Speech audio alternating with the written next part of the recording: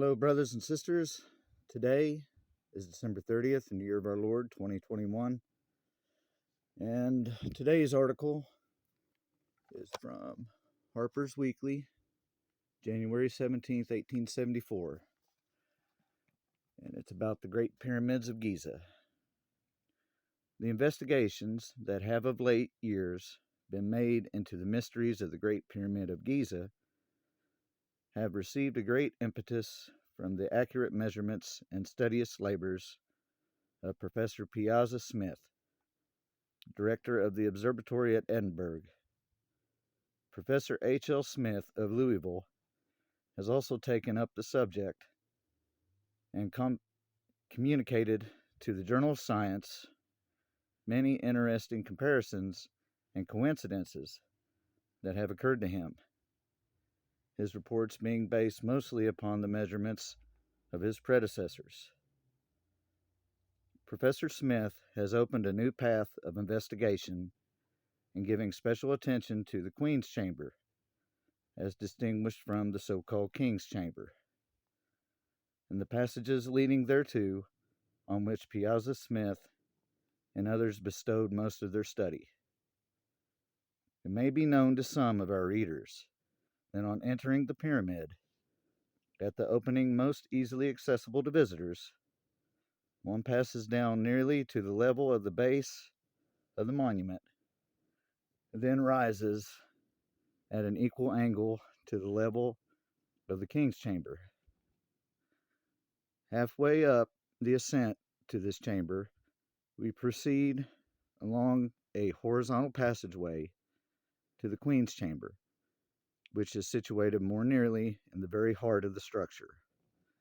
While Professor Smith is very cautious in expressing any opinion as to the original design of the pyramid, we may safely conclude that he is almost persuaded to believe that the Great Pyramid was designed for the preservation of certain important meteorological standards, and for the purpose of perpetuating in stone to all time some remarkable astronomical truths and high mathematical calculations. As to the source whence the builders of the pyramid derived their knowledge, we can only speculate. Yet it seems necessary to admit the fact that they actually were in possession of it, whether as the result of their own unaided investigations or actually given to them by inspiration. The unit of measure adopted by the pyramid builders seems to have differed but very little from the British inch, 926 British inches being equal to 925 pyramid inches.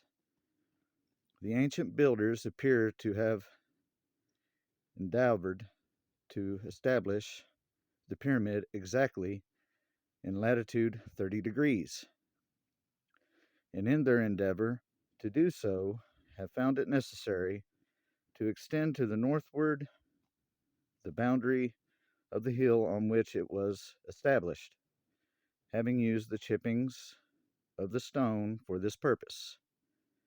In the dimensions and position of the Queen's Chamber, Professor Smith concludes that the builders employed the star Alpha Draconis and Ate Tauri, the brightest star of the Pleiades, as the starting point in their astronomical measurements, and that the time of building must have been about the year 2100 BC. This latter date, however, depends entirely upon modern astronomical measurements, which, it must be remembered, do not afford so secure a basis for a retrospective calculation of this nature as is necessary to an accurate determination of the very century in which the pyramid was built.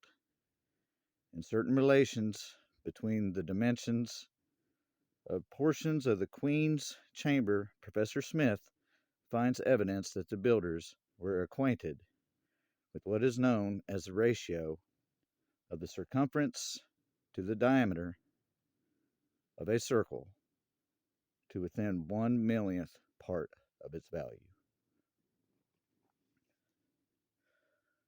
That is all I have for you guys today. Till next time, God bless.